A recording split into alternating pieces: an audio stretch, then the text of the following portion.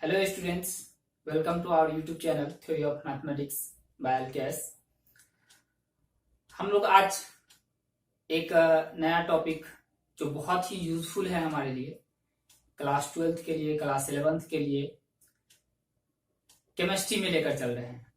ठीक है, आज हम लोग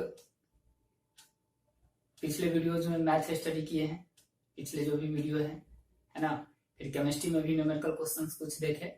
आज केमिस्ट्री में हम लोग एक नया चीज सीखने जा रहे हैं जो ऑर्गेनिक केमिस्ट्री से है, कार्बनिक रसायन से है, और हमारे लिए बहुत बहुत बहुत बहुत इंपॉर्टेंट होता है। ये कार्बनिक रसायन को अच्छे से समझने के लिए, अच्छे से सीखने के लिए आप अंडर 10 में भी थोड़ा बहुत पढ़े होंगे, आईयूपीएसी नामकरण कार्बनिक यौगिकों का। ठीक, तो हम लोग जो हम कार्बनिक यौगिकों का वर्गीकरण देखते हैं, अलग अलग पार्ट्स में इसको बांटते हैं, है ना। उसमें सबसे जो मूल हमारा होता है मेन, है ना, जिसके मदद से ही मतलब उसी में कुछ कभी कोई फंक्शनल ग्रुप अलग अलग चेंज करते हैं तो नया नया कार्बनिक यौगिक हमें प्राप्त होता है। मेन है हमारा क्या, हाइड्रोकार्बन का, जो जिसे हम लोग संतृप्त हाइड्रोकार्बन बोलते हैं, एल्केन। और यदि आप एल्केन का आईयूपीएसी नामकरण अच्छे ढंग से सीख लेते हैं, बहुत बढ़िया से बारीकी से इसको समझ जाते हैं, तो निश्चित ही आपको अन्य जो कार्बनिक यौगिकों के वर्ग हैं उसके आईयूपीएसी नामकरण में आपको किसी तरह का कोई प्रॉब्लम होने वाला नहीं। इसके लिए जरूरी है कि आप एल्केन के आईयूपीएसी नाम को अच्छे तरह से लिखना सीखे, उसको बहुत बेहतर ढंग से समझे। उसी के मदद से हम लोग जो एल्केन का आईयूपीएसी नामकरण होता है उसी में कुछ पूर्वलग्न, अनुलग्न वगैरह जोड़ करके हम लोग अन्य वर्ग जो होते हैं कार्बनिक यौगिक के, उसका आईयूपीएसी नामकरण करते हैं। ठीक, तो बहुत बहुत बहुत महत्वपूर्ण होने वाला है। यदि आप कार्बनिक रसायन को अच्छे ढंग से समझना चाहते हैं, जो हमारे सिलेबस में है उसको अच्छे ढंग से पढ़ना चाहते हैं, तो ये जो इसका आईयूपीएसी नामकरण है वो बहुत इंपॉर्टेंट होता है, इसके लिए बहुत महत्वपूर्ण होता है। तो आप जो हम आज के वीडियो में लेकर चल रहे हैं, एल्केन का आईयूपीएसी नामकरण हमारा आज हम लोग पढ़ने जा रहे हैं। एल्केन का आईयूपीएसी नामकरण, एल्केन का आईयूपीएसी नामकरण। इसमें जैसे जैसे हम जो कुछ नोट्स आपको लिखाते चलेंगे, आप लिखते जाइएगा उसी ऑर्डर में। ठीक, और फिर हम उसको इरेज करते चलेंगे, मिटाते चलेंगे। चलिए, एल्केन का आईयूपीएसी नामकरण, एल्केन का आईयूपीएसी नामकरण पहले आपको बता दिए, बहुत महत्वपूर्ण है। आप 11th लेकर लीजिए या 12th लीजिए या हायर क्लासेस के लिए, है ना, यह हम लोग हिंदी मीडियम में ही पढ़ेंगे। ये बहुत बहुत बहुत इंपॉर्टेंट होने वाला है। क्लियर है? चलिए, सबसे पहला आईयूपीएसी का फुल फॉर्म कई बार आपसे पूछा जाता है, तो IUPAC international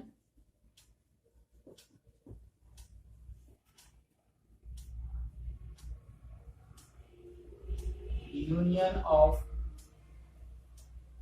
pure and applied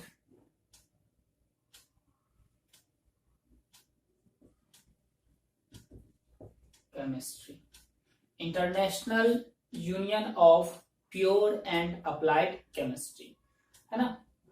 चलिए, अब एल्केन का जो सामान्य अनुसूत्र होता है ये है हमारा CnH2n+2। ये होता है, देखिए एल्केन में भी एक खुली श्रृंखला युक्त एल्केन होता है और एक बंद श्रृंखला युक्त एल्केन होता है, चक्रीय। ठीक, तो बंद श्रृंखला युक्त के लिए फॉर्मूला नहीं है, CnH2n+2 ये खुली श्रृंखला युक्त के लिए है। तो पहले हम लोग खुली श्रृंखला युक्त जो एल्केन होता है, मतलब हम जानते हैं कि कार्बनिक यौगिक जो है, कार्बनिक मतलब पूरे रसायन में कार्बनिक रसायन को एक अलग हिस्सा बनाया गया है। इसमें कार्बन के और हाइड्रोजन के यौगिकों का अध्ययन करना होता है, और कार्बन और हाइड्रोजन के जो यौगिक होते हैं उससे जो व्युत्पन्न प्राप्त होता है उसका अध्ययन करना होता है। मतलब कार्बन में कुछ खास प्रॉपर्टी होता है जिस कारण से कार्बन बहुत अधिक संख्या में, है ना, एक विशेष वर्ग के यौगिकों का निर्माण करता है। ठीक, और उसे हम लोग कार्बनिक यौगिक बोलते हैं। ठीक है ना, जो प्रॉपर्टी दूसरे एलिमेंट में नहीं पाया जाता है ना, एक विशेष प्रॉपर्टी के कारण, और बहुत ही यूजफुल है ये, जो भी यौगिकों का निर्माण करते हैं किया जाता है उसके द्वारा, वो हमारे लिए सभी जो लिविंग थिंग्स हैं सभी के लिए बहुत ही इंपॉर्टेंट है। तो उसका एक अलग वर्ग बना करके हम लोग स्टडी करते हैं। उसी में से हमारा क्या है, एक एल्केन है। एल्केन का हम लोग आईयूपीएसी नामकरण देख रहे हैं। आप एल्केन के आईयूपीएसी नामकरण को अच्छे ढंग से सीखते हैं तो निश्चित ही आप अन्य जो वर्ग है कार्बनिक यौगिक के उसका नामकरण बेहतर ढंग से कर पाएंगे, क्योंकि इसी में कुछ परिवर्तन करके हम लोग उसका भी नामकरण, अन्य कार्बनिक यौगिकों के अन्य वर्ग का भी नामकरण किया जाता है। तो इसका जो सामान्य एल्केन चक्रीय एल्केन होता है, खुली श्रृंखला युक्त एल्केन होता है। तो जो खुली श्रृंखला युक्त एल्केन है जिसे हम लोग एलिफैटिक एल्केन भी बोलते हैं, CnH2n+2, CnH2n+2 इसका सामान्य अनुसूत्र होता है। ठीक, n का मान आप ले सकते हैं, n का मान 1 2 3 4 डॉट। ठीक, चलिए अब एल्केन के आईयूपीएसी नामकरण में, एल्केन के आईयूपीएसी नामकरण में सबसे पहले हम लोग करते क्या है, एल्केन में जो कार्बन परमाणु की संख्या होती है ना, एल्केन में या कोई भी कार्बनिक यौगिक लेते हैं तो उसके जब आईयूपीएसी नामकरण हम लोग उसका स्टडी करते हैं तो उसमें कार्बन परमाणु की संख्या को काउंट करना रहता है ना। हम लोग देखेंगे कि पैतृक श्रृंखला उसमें आता है, सब्स्टिट्यूएंट जिसे हम लोग शाखा बोलते हैं, प्रतिस्थापी बोलते हैं, प्रतिस्थापी आता है उसमें। तो पैतृक श्रृंखला में कार्बन परमाणुओं की गणना करनी होती है। ठीक, तो कार्बन परमाणुओं की संख्या के आधार पर हम लोग, चूंकि कार्बन बहुत अधिक संख्या में यौगिकों का निर्माण करता है तो उसका कोई साधारण नाम दे पाना उतना अधिक संख्या में पॉसिबल नहीं। ठीक है, सबका, है ना। तो हम लोग करते क्या है कि एक सिस्टम डेवलप किया गया, international union of pure and applied chemistry, उसके अंतर्गत कुछ रूल्स दिए गए जिस रूल को फॉलो करके हम कार्बनिक यौगिकों का नामकरण करते हैं। तो उसमें कार्बन परमाणु की संख्या के लिए कुछ फिक्स पूर्वलग्न का प्रयोग करते हैं। वैसे संख्या को के लिए हम लोग मोनो, डाई, ट्राई, टेट्रा, पेंटा, हेक्सा इस सब का प्रयोग करते हैं, लेकिन हम लोग यहाँ पे पूर्वलग्न बोलेंगे, उस पूर्वलग्न को वैसे ही याद रखना है।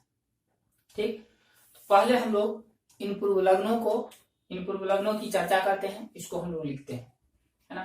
सबसे पहला हम एक टेबल टाइप में बनाएंगे, कार्बन परमाणुओं की संख्या, दूसरी तरफ होगा पूर्वलग्न। ठीक है, चलिए, यदि मतलब कार्बनिक यौगिक में कितने कार्बन परमाणु हैं, एल्केन में कितने कार्बन परमाणु हैं, और उसके लिए हम लोग पूर्वलग्न क्या प्रयोग करेंगे। ठीक, कार्बन परमाणु यदि एक हो तो इसके लिए हम लोग मेथ यूज करते हैं।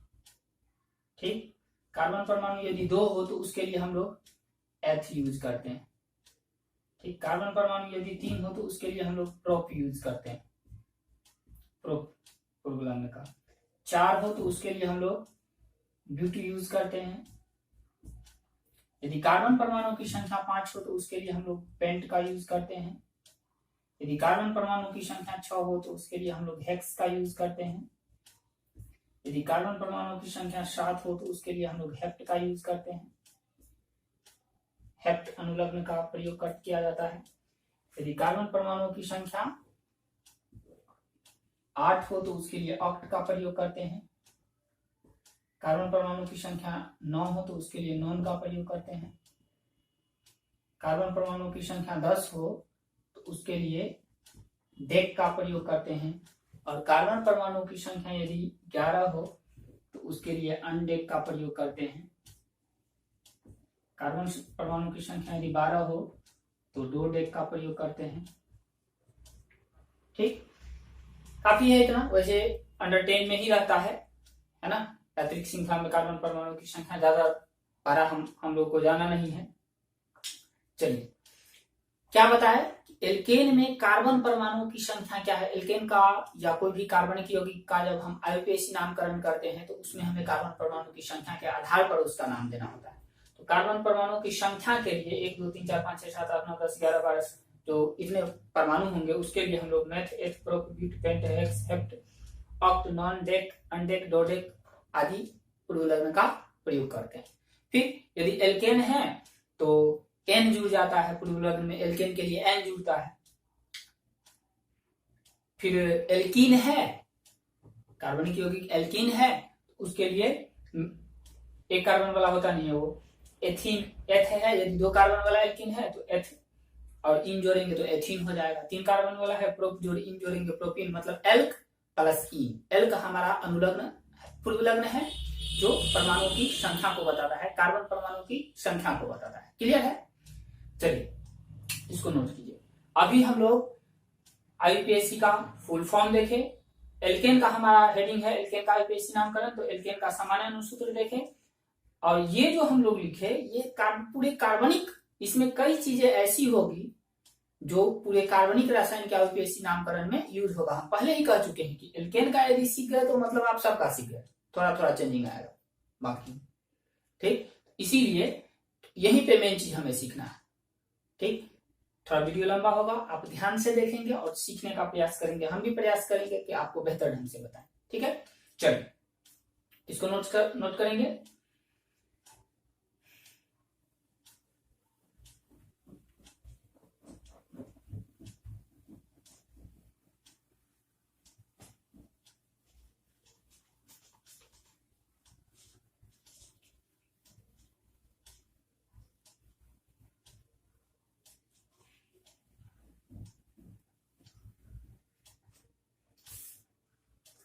हम लोग सबसे पहले अब जो हमारा एल्केन है नामकरण के लिए उसको 2 पार्ट में बांटते हैं। नामकरण के लिए IUPAC नामकरण के लिए एल्केन को कितने पार्ट में बांटते हैं सीखना है हमें, तो हम लोग 2 पार्ट में बांट करके इसको सीखेंगे। पहला पार्ट होगा हमारा सीधी श्रृंखला युक्त, सीधी श्रृंखला युक्त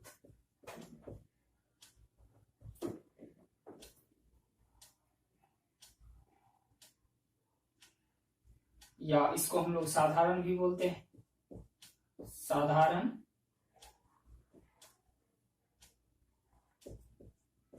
एल्केन। और दूसरा शाखित श्रृंखला युक्त एल्केन। सीधी श्रृंखला युक्त एल्केन या साधारण एल्केन, शाखित श्रृंखला युक्त एल्केन।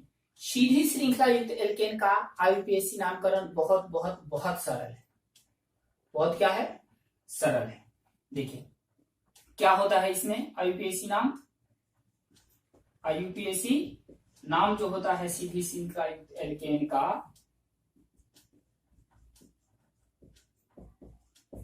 ये हो जाता है alk plus n, alkene.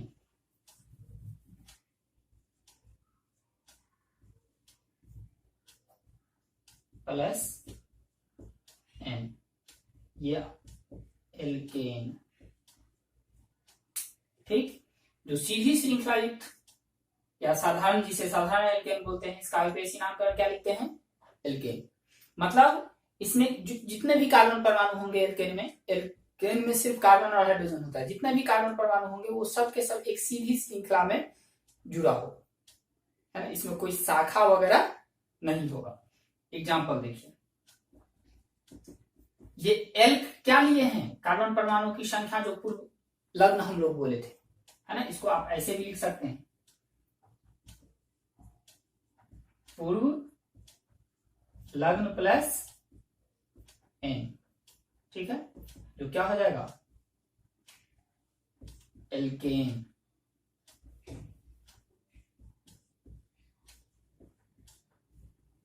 Clear है?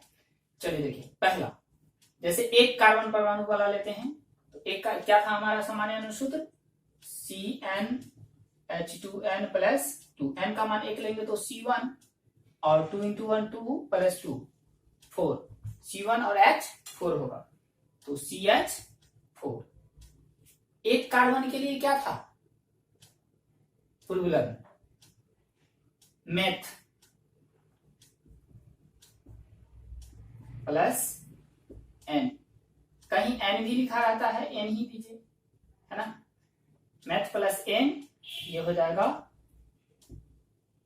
Methane, meth plus n methane.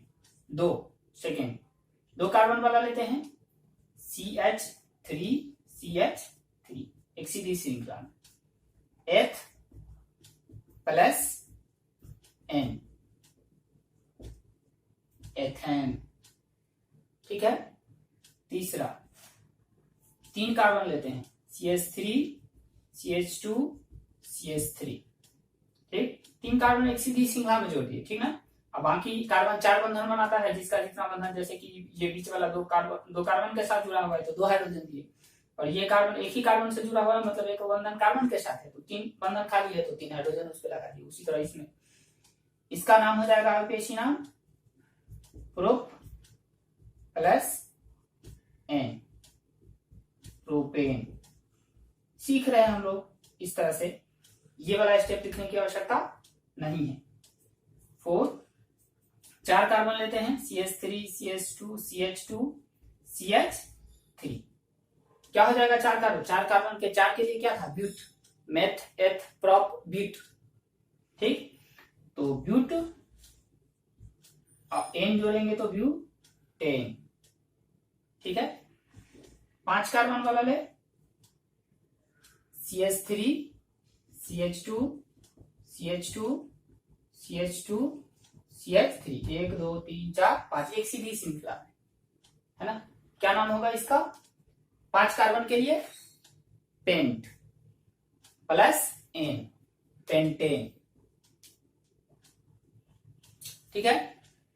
6 carbon के लिए सब सीधी श्रृंखला में होगा, तो चूंकि ये तीनों एक जैसा था तो उसको एक, जैसे इसमें 6 के लिए बीच में 4 डालना पड़ेगा, 4 कार्बन, तो CH2 4 CH3, ठीक, इसका मतलब CH2 4 टाइम्स 4 बार आएगा एक सीधी श्रृंखला में, ठीक है। 6 कार्बन हो गया, इसमें क्या हो जाएगा, ये हेक्सेन, है ना। 6 कार्बन के लिए हेक्स, और ये एल्केन का आयुपेशी नामकरण देख रहे हैं तो n जुड़ेगा, ठीक है। 7 CH3 CH2, यहाँ पे 5 लेना होगा, और CH3 5 CH2 5 टाइम्स आएगा एक सीधी श्रृंखला में, और CH3 और CH3 7 हुआ। 7 कार्बन के लिए हेप्ट,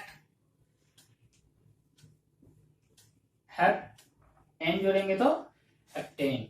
इसी तरह से CH3 CH2 का और 6 CH3, 8 कार्बन हुआ इसमें, 6 इसमें है और एक तो 6 2 8, एक सीधी श्रृंखला में। क्या नाम देंगे इसका, oct plus n, octane, octane, ठीक है।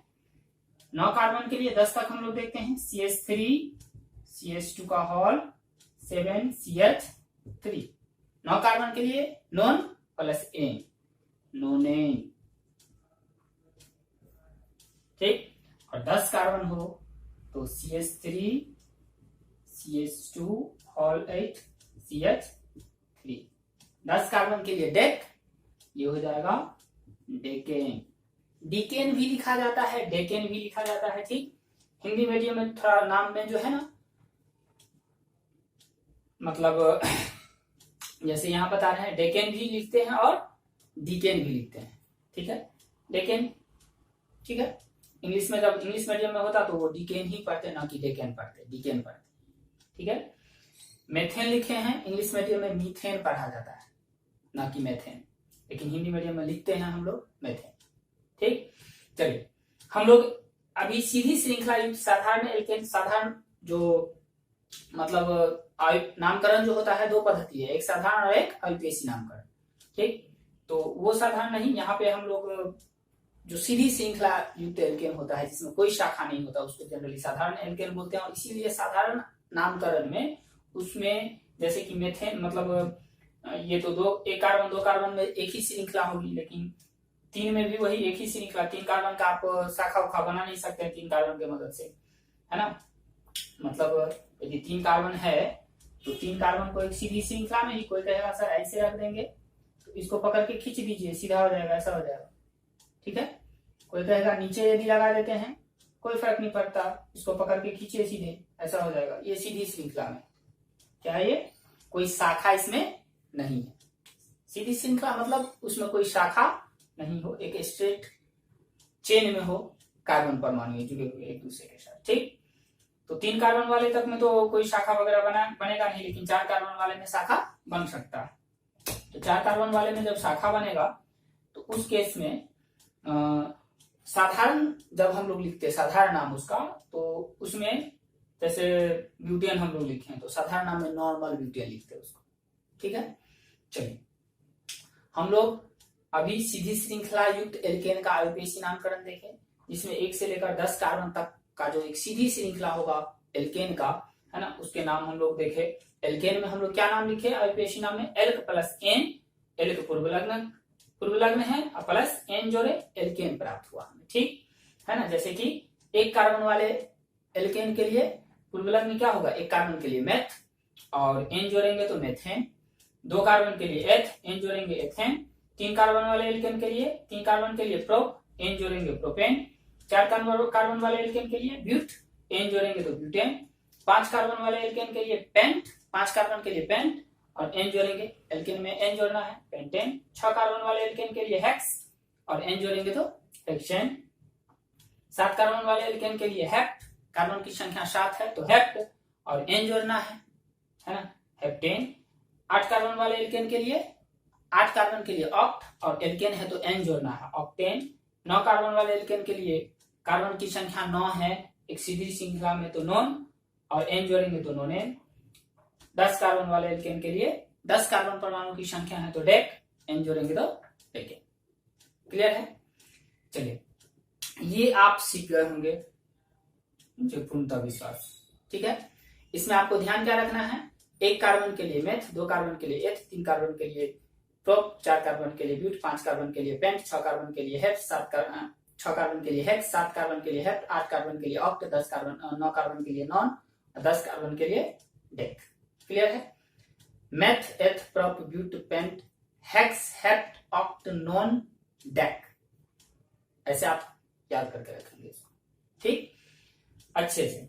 उसी में एन लगाते चलना है, methane, ethane, propane, butane, pentane, hexane, heptane, octane, नोनेन, decane, ठीक है। चलिए अब हम लोग शाखित श्रृंखला युक्त एल्केन का मेन ये है, शाखित श्रृंखला युक्त, ये तो है ही, ये बेसिक है, इस पूरे का यूज होगा उसमें। शाखित श्रृंखला युक्त एल्केन के आयुपेशी नामकरण में हम लोग इस पूरे का क्या करेंगे, प्रयोग करेंगे, ठीक है। चलिए देखिए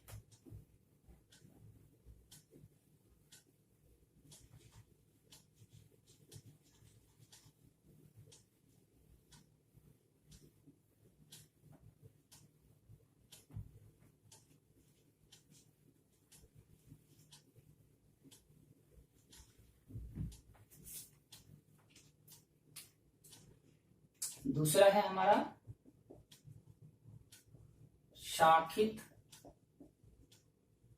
श्रृंखला युक्त एल्केन का आयुपेशी नामकरण। शाखित श्रृंखला युक्त एल्केन का आयुपेशी नामकरण, इसमें हम लोग सबसे पहले 2 टर्म को डिफाइन करेंगे, 2 पद को परिभाषित करेंगे, जिसमें एक होगा हमारा पैतृक श्रृंखला, पेरेंट चेन, जिसे मेन चेन भी बोलते हैं, और दूसरा होगा हमारा प्रतिस्थापी, साइड चेन, सब्स्टिट्यूएंट, ठीक है, शाखा, है ना, पैतृक श्रृंखला, पैतृक श्रृंखला।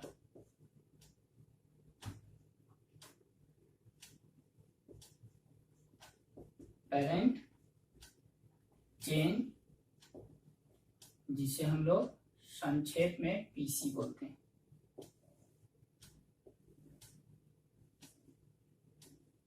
जिसे हम लोग संक्षेप में पीसी बोलते हैं। देखिए, यदि शाखा युक्त एल्केन हो, शाखित श्रृंखला युक्त एल्केन, मतलब कार्बन परमाणु की तो कार्बन परमाणु श्रृंखला में जुड़ा हो और एक सीधी श्रृंखला के शाखा के रूप में भी हो, जैसे कि ये हम लोग 4 कार्बन ले लिए, इस कार्बन पे भी कार्बन डाल दिए, इस कार्बन पे भी कार्बन डाल दिए। यदि इसको हम एक सीधी श्रृंखला में लेकर चले तो ये उसका शाखा हो गया, ये उसका शाखा हो गया। ठीक है ना। तो ये जो बीच वाला चेन है ना, इसमें देखे यदि तो सबसे लंबी श्रृंखला यदि देखे कार्बन परमाणु की तो यही 4 कार्बन परमाणु से ज्यादा लंबी श्रृंखला पॉसिबल नहीं है इसमें, एक सीधी श्रृंखला की बात करें तो ये हमारा पेरेंट चेन हो गया। और वहीं जो शाखा है उसे हम लोग सब्स्टिट्यूएंट बोलते हैं, उसे हम लोग क्या बोलते हैं, सब्स्टिट्यूएंट बोलते हैं। ठीक। पैतृक श्रृंखला क्या लिए, क्या बोले हैं, सबसे लंबी कार्बन परमाणु की श्रृंखला, सबसे लंबी कार्बन परमाणु की श्रृंखला। एल्केन है तो एल्केन में सिर्फ कार्बन परमाणु की श्रृंखला तक ही सीमित रखेंगे। यदि अन्य कार्बनिक यौगिक होता, अन्य वर्ग होता तो उसमें पैतृक श्रृंखला में जोड़ना पड़ता हमें सबसे लंबी कार्बन परमाणु की श्रृंखला, जिसमें क्रियाशील समूह जिस श्रृंखला से डायरेक्ट जुड़ा वो हमारा पैतृक श्रृंखला होता है। ठीक। तो यहाँ चूंकि एल्केन लेकर चल रहे हैं तो हम लोग डायरेक्ट लिख रहे हैं सबसे लंबी कार्बन परमाणुओं की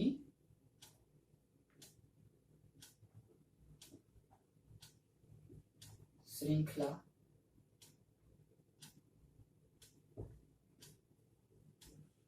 पैतृक श्रृंखला कहलाती है। नोट, कभी कभी हमारे सामने एक समस्या आ जाएगा कि देखिएगा कि जैसे कि सबसे लंबी कार्बन परमाणु की श्रृंखला में 6 कार्बन परमाणु, तो एक से अधिक 6 कार्बन परमाणुओं की श्रृंखला आपको मिलेगी।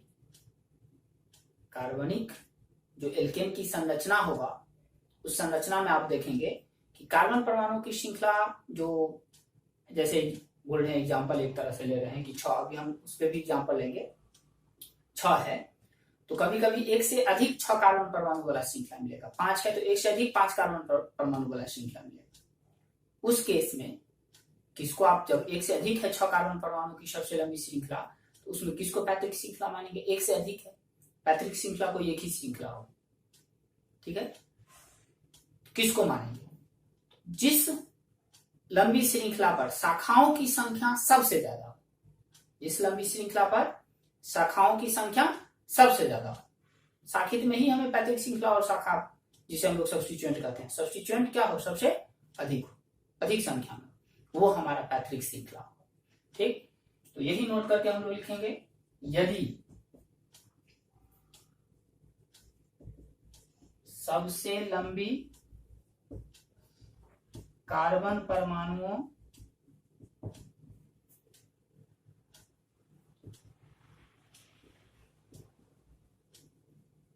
की श्रृंखलाएं एक से अधिक हो, एक से अधिक हो तो वह श्रृंखला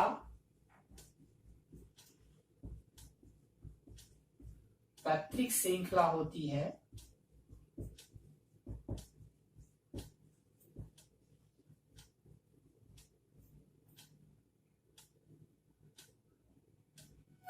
जिस पर शाखाएं सबसे अधिक संख्या में हो, सबसे अधिक संख्या में हो। अब इसी में हम लोग यहीं पे हम लोग डिफाइन करते हैं, दो टर्म बोले थे डिफाइन करेंगे, पैतृक श्रृंखला, दूसरा प्रतिस्थापी।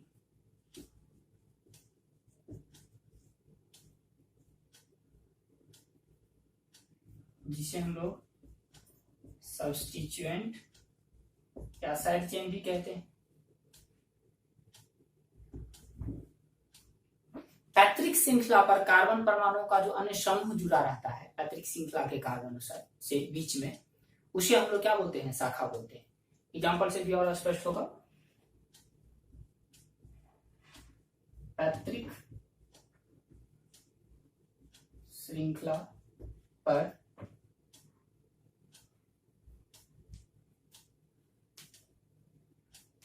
पैतृक श्रृंखला से जुड़े अन्य C परमाणुओं का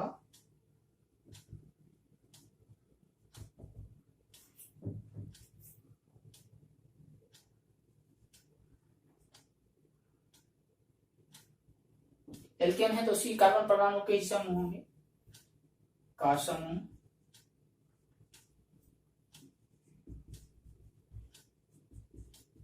प्रतिस्थापी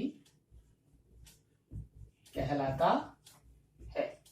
पैतृक श्रृंखला से जो अन्य कार्बन परमाणु जुड़ा रहता है उसे हम लोग क्या बोलते हैं, प्रतिस्थापी बोलते हैं। क्या बोलते हैं, प्रतिस्थापी बोलते हैं।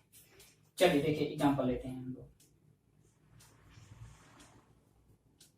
पहला सी हम लोग जो कार्बनिक यौगिकों की संरचना लिखते हैं उसमें हाइड्रोजन को गैप भी रख सकते हैं, सिर्फ कार्बन परमाणु को अरेंज करके लिख सकते हैं। ठीक है, ये भी एक लिखावट ही है, मतलब है ये मानकर चलते हैं जैसे ये कार्बन दो बंधन बनाया तो दो हाइड्रोजन इस पे है, जो कि हम लोग दिखला नहीं रहे हैं, ये संरचना भी सही होती है। अब यहाँ पे एक सी दे दिए, ये हमारा सबसे लंबी कार्बन परमाणु की श्रृंखला ये है 1 2 3 4 5 6।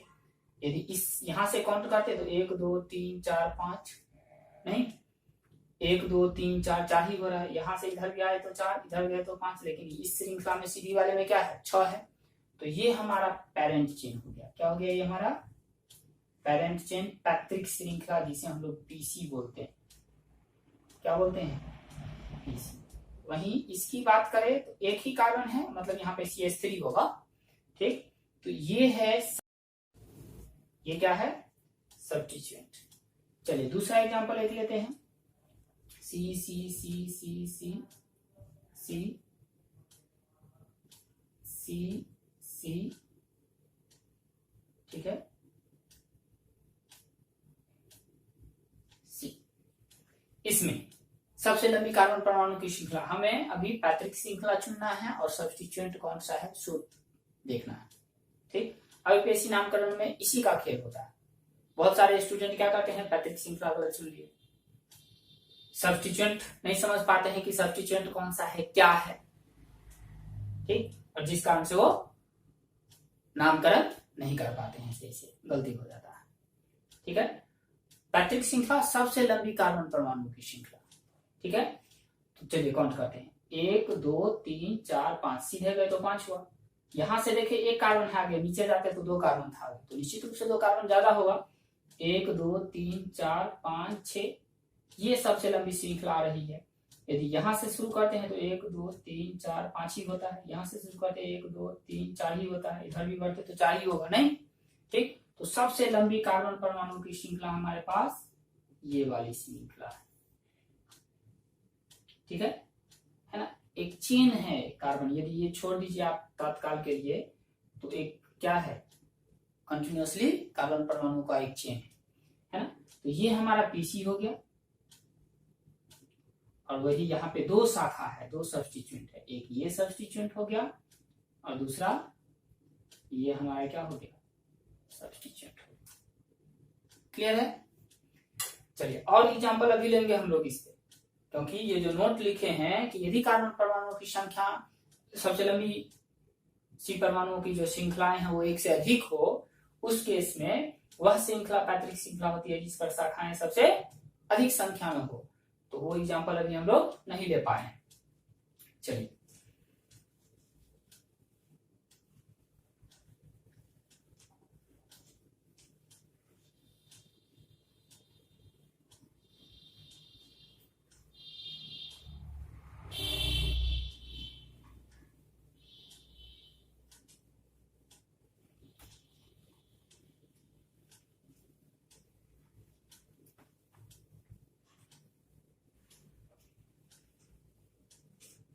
चलिए देखिए थर्ड एग्जांपल सी सी सी सी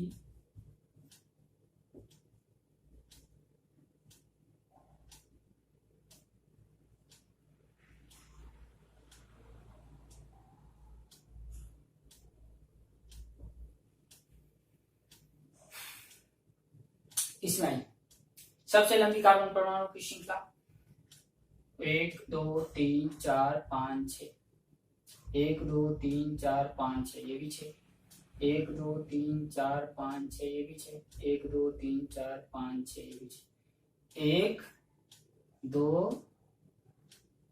3 4 4 श्रृंखला है। ठीक है, यदि इस साइड से देखते हैं तो इधर से 1 2 3 4 5 5 ही है, 1 2 3 4 5 5 ही है, 1 2 3 4 5 5 ही है। 6 वाला इसी छोर से है ना, इस छोर से सीधे चले ऊपर की ओर ऐसे चले, नीचे की ओर सीधे नीचे की ओर चले, ये ऐसे आए, सब में 6। किसको लेकर चले हम, कौन सी श्रृंखला पैतृक श्रृंखला होगी। तो सबसे पहली बात, यदि हम ये सीधी श्रृंखला वाला लेकर चलते हैं तो इस सीधी श्रृंखला से एक शाखा यहां से निकला है और एक शाखा यहां से उसी कार्बन पर नीचे निकला है ना। तो एक ही शाखा आगे जाकर के और शाखित हो गया, उससे मतलब नहीं है। इस पैतृक श्रृंखला से यदि इसको हम लोग लेकर चलते हैं तो एक शाखा इधर निकला है, एक शाखा ऊपर निकला है, 2 शाखा।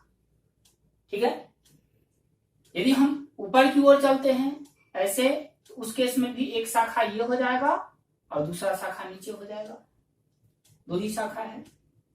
और डिस्कस कीजिए, यदि ये दोनों ले लिए, अब नीचे की ओर आते हैं, यदि ऐसे आते हैं, ये हम लोग पैतृक श्रृंखला लेते हैं, इस कार्बन पे एक शाखा ऊपर की ओर है, एक शाखा ये है, और ये तो पैतृक श्रृंखला है, लेकिन इस कार्बन पे आकर के एक और शाखा है, 3 शाखा हो रही है इसमें, नहीं 3 शाखाएं हैं। यदि हम इसे नीचे की ओर लाते हैं, ये है ना, इस कार्बन पे एक ऊपर शाखा है और एक दाहिने तरफ, और नीचे जब आते हैं तो उसके जस्ट बाद वाले कार्बन पर एक शाखा यहाँ, 3 शाखा है। और उसी प्रकार से मतलब ऊपर वाला जो 2 था वो कैंसिल हो गया, 2 ही शाखा आ रहा था उसमें, तो अब 3 शाखा वाला क्या बोले हैं, शाखाओं की संख्या सबसे अधिक हो जिस लंबी श्रृंखला में, वो हमारा सबसे लंबी श्रृंखला, वो हमारा क्या होगा, पैतृक श्रृंखला। ऊपर वाला दोनों कटा, नीचे। अब ये भी चेक कर लीजिए, यदि इसे हम लोग लेकर चलते हैं तो 1 2 3 4 चौथे नंबर कार्बन पर एक ये शाखा है और एक ये शाखा है, 5वें नंबर का कार्बन पर एक नीचे शाखा है, कार्बन परमाणु करें, और ये 6, मतलब यहां भी 2 वहां था और एक इस कार्बन पर नीचे की ओर था, 3 शाखा हुआ। इस केस में क्योंकि यहां से भी नीचे की ओर सीधे आते हैं, इसमें भी 3 शाखा आ रहा है, और यहां से इधर आते हैं, इसमें भी 3 शाखा आता है। तो अब ये दोनों में कार्बन परमाणु की संख्या 6 है, काउंट कर लीजिए, 1 2 3 4 5 6, एक शाखा, 2 शाखा और तीसरी शाखा, 1 2 3 4 5 6, एक शाखा, दूसरी शाखा और तीसरी शाखा, ये नीचे वाला शाखा हो जाएगा इसका। तो 3 शाखा दोनों में आ रहा है, उस केस में आप किसी एक को पैतृक श्रृंखला ले सकते हैं। ठीक है, चलिए, शाखाओं की संख्या यदि समान हो जाए दोनों पर तो किसी एक को लेंगे, नामकरण किसी बारी बारी से आप दोनों को लेकर देखिएगा, जब हम लोग नामकरण करेंगे तो दोनों से नाम सेम आएगा, नाम पर कोई प्रभाव नहीं पड़ेगा। इसीलिए जब से सेम आ रहा है मतलब क्या है, वही होगी, यूनिक है वो, है ना, उसका दूसरा मतलब दूसरे तरफ से दूसरा शाखा, दूसरा पैतृक श्रृंखला लेने पर नाम चेंज नहीं हो रहा है। चलिए आइए, तो हम लोग पैतृक श्रृंखला इसको लेकर चलते हैं, 6 कार्बन परमाणु है, ये हमारा पीसी हो गया, ये हमारा सब्स्टिट्यूएंट हो गया, ये हमारा सब्स्टिट्यूएंट हो गया, ठीक है, और ये भी हमारा क्या हो गया, सब्स्टिट्यूएंट हो गया। क्लियर है। चलिए एक और एग्जांपल लेते हैं और आप इसको अच्छे से देखेंगे। 4 नंबर,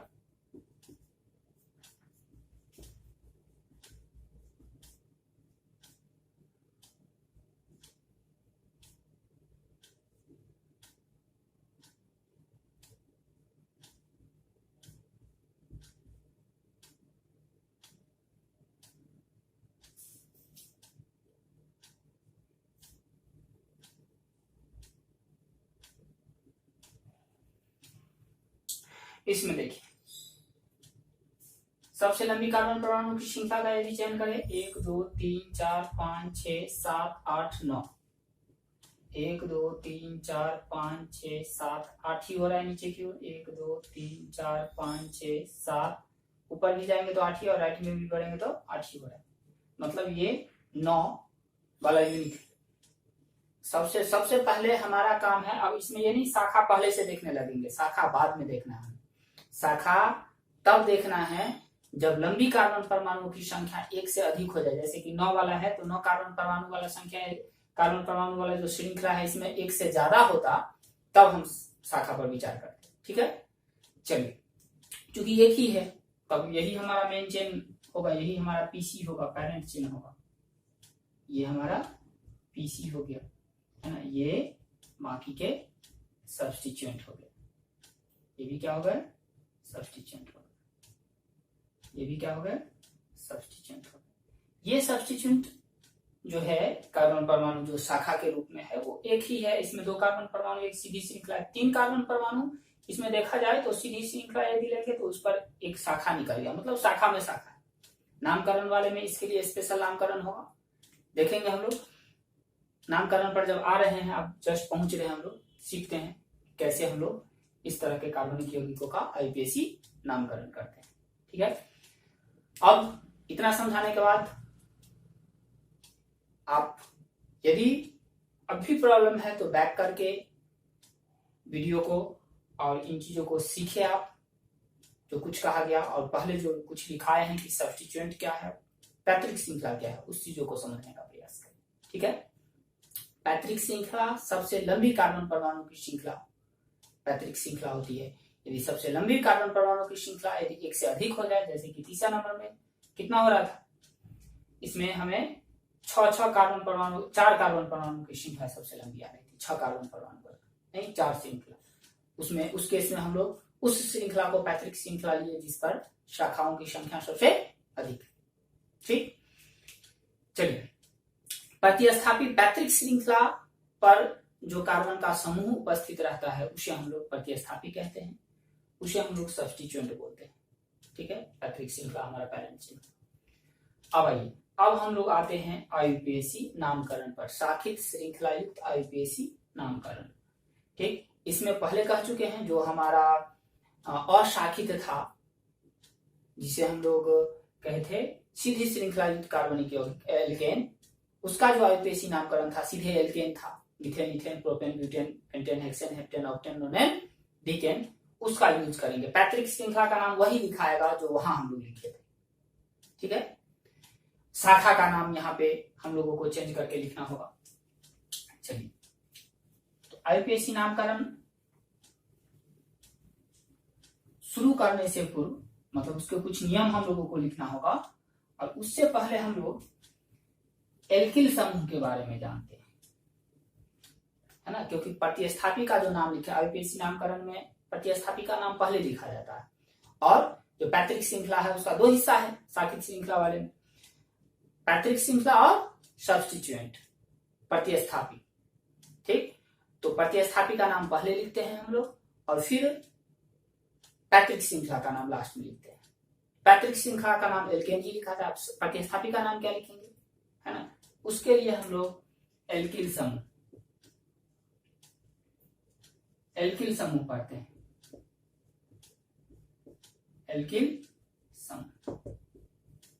ठीक, एल्केन जो हम लोग देख रहे हैं सामान्य सूत्र CnH2n+2 है, उसमें से एक हाइड्रोजन अलग कर देते हैं तो वो एल्किल समूह हो जाता है। क्या हो जाता है, एल्किल समूह। यदि इसका इंग्लिश देखें हम लोग एल्काइल ग्रुप बोलते हैं। ठीक, CnH2n+2, इससे एक हाइड्रोजन हटाएंगे तो क्या प्राप्त होगा, CnH2n+1। ये क्यों छोड़ दिए, ये बॉन्ड ये बता रहा है हाइड्रोजन सभी के सभी तो कार्बन पे जुड़े हुए हैं, तो किसी न किसी कार्बन का एक हाइड्रोजन हटा हुआ है, उस कार्बन में एक वैलेंसी खाली है, वो किसी से जुड़ेगा, किसी कार्बन से जुड़ सकता है या किसी भी दूसरे परमाणु से जुड़ सकता है। ये एल्केन है और ये एल्किल है। ठीक है। जैसे यदि हम एग्जांपल की बात करें, यही हमारा परिभाषा हो गया, एल्केन से एक हाइड्रोजन एलिमिनेट के हटाए तो क्या प्राप्त हुआ, एल्किन प्राप्त हुआ, परिभाषा हो गई। देखिए जैसे कि CH4 मेथेन है, मेथेन से एक हाइड्रोजन हटा दिए तो मेथिल मिला, ठीक है। C2H6 कहिए या CH3CH3 जो एथेन है, एक हाइड्रोजन हटा दिए एथिल मिलता है, सॉरी इसको हम लोग CH2CH3 किसी से हटा दीजिए, पहले वाले पे से हटा दिए तो ये एथिल हो गया। ध्यान रखिएगा, जरूरत पड़ेगा, ये CH3 मेथिल हो गया। तीसरा, छोटी छोटी बातें हैं, है ना, और इन्हीं सभी छोटी बातों को मिला करके हम लोग बड़ा से बड़ा एल्केन का आईयूपीएसी नामकरण बहुत आसानी से लिख सकते हैं, ठीक। लेकिन ये छोटी छोटी बातें हमें आनी चाहिए, सीखना होगा हमें। डायरेक्ट जो चाहिएगा नामकरण कर लेंगे, है ना, तो फिर फंसिएगा। तीसरा CH3 CH2 CH3 CH2 CH3 CH2 CH3, इस कार्बन से हम लोग हाइड्रोजन हटाए, ये प्रोपेन था, ये हो गया प्रोपीन, ठीक है। चलिए अब यहाँ पे क्वेश्चन, इसमें तो किसी से हटा तो इसी तरह रहता, लेकिन यहाँ पे हाइड्रोजन बीच से भी हट सकता है। तो जब बीच से हटेगा हाइड्रोजन तो उसको हम लोग या तो सेकेंडरी प्रोपिल बोलेंगे या नहीं तो आइसोप्रोपिल बोलेंगे। क्या बोलेंगे, आइसोप्रोपिल। तो जब हम नामकरण करेंगे तो वहां पे आइसो, नियो, सेकेंडरी, प्राथमिक, द्वितीयक, सेकेंडरी मीन्स द्वितीयक, है ना, प्राथमिक, द्वितीयक, तृतीयक क्या होता है, इस सब चीजों को जानेंगे। अभी आप इतना जानिए, एल्किल समूह क्या है, एल्केन से एक हाइड्रोजन को हटाए एल्किल समूह प्राप्त हुआ, ठीक। जैसे मेथेन से एक हाइड्रोजन हटाए तो मेथिल मिला, एथेन से एक हाइड्रोजन हटाए तो C2H5 हो गया, है ना, इसको आप लिख सकते थे C2H5, एथिल मिला, प्रोपेन से एक हाइड्रोजन हटाए तो प्रोपीन मिला। क्लियर है। चलिए इसी तरह से आगे भी होगा, ब्यूटेन से एक हाइड्रोजन हटाएंगे तो ब्यूटीन मिलेगा, पेंटेन से एक हाइड्रोजन हटाएंगे पेंटीन मिलेगा, हेक्सेन से एक हाइड्रोजन हटाएंगे हेक्सिल मिलेगा, हेप्टेन से एक हाइड्रोजन हटाएंगे हेप्टिल मिलेगा, ऑक्टेन से एक हाइड्रोजन हटाएंगे ऑक्टिल मिलेगा, नोनेन से एक हाइड्रोजन हटाएंगे नोनिल मिलेगा, ठीक है। चलिए अब हम लोग पहुंचते हैं आईयूपीएसी नामकरण के नियम पे। शाखित श्रृंखला, हमारा हेडिंग क्या है, शाखित श्रृंखला एल्केन का आईयूपीएसी नामकरण। अभी जाने क्या क्या हम लोग अभी जाने कि पैतृक श्रृंखला क्या होता है, प्रतिस्थापी क्या होता है, प्रतिस्थापी को पहचानना, पैतृक श्रृंखला को पहचानना, निर्धारित करना हम लोग सीखे, ठीक है ना। और फिर हम लोग जो प्रतिस्थापी का नाम लिखेंगे उसके लिए एल्किल समूह, क्योंकि एल्केन का देख रहे हैं तो एल्केन में प्रतिस्थापी हमेशा एल्किल समूह ही होता है, तो एल्किल समूह के बारे में जाने, ठीक। शाखित श्रृंखला एल्केन का आईयूपीएसी नामकरण में सबसे पहले हम लोग पैतृक श्रृंखला सीखे, प्रतिस्थापी सीखे, उसको अणुओं के संरचना में जो एल्केन होंगे, उस जो एल्केन की संरचना होगी उस संरचना में कौन पैतृक श्रृंखला है, कौन शाखा है, प्रतिस्थापी है, इस चीज को हम लोग सीखे। दोनों कंपलसरी है, ये यदि नहीं सीखे मतलब नामकरण आप नहीं कर सकते। फिर हम लोग जो प्रतिस्थापी का नामकरण करेंगे तो उसके लिए एल्किल समूह क्या होता है उस चीजों को जाने, उसका नाम क्या लिखेंगे सो हम लोग जाने। एल्केन में से एक हाइड्रोजन हटाएंगे एल्किल मिलेगा, मेथेन में से हटाए मेथिल मिला, एथेन में से हटाए एथिल मिला, प्रोपेन में से हटाए प्रोपिल, ब्यूटेन में से हटाएंगे ब्यूटिल, पेंटेन में से हटाएंगे पेंटीन मिलेगा, ठीक है। अब आइए नियम,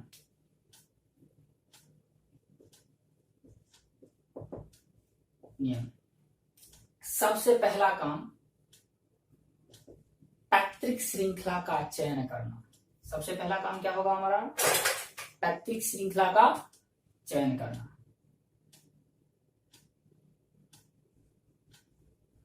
सर्वप्रथम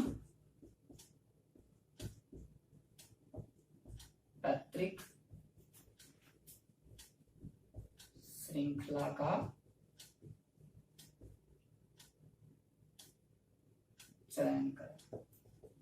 ठीक है, बता दिए पैतृक श्रृंखला कैसे चयन करेंगे, हम लोग सीख चुके हैं। दूसरा, पैतृक श्रृंखला के अलावा जो भी अन्य समूह बचता है वो शाखा होगा, है ना, जो पैतृक श्रृंखला पे जुड़ा होगा।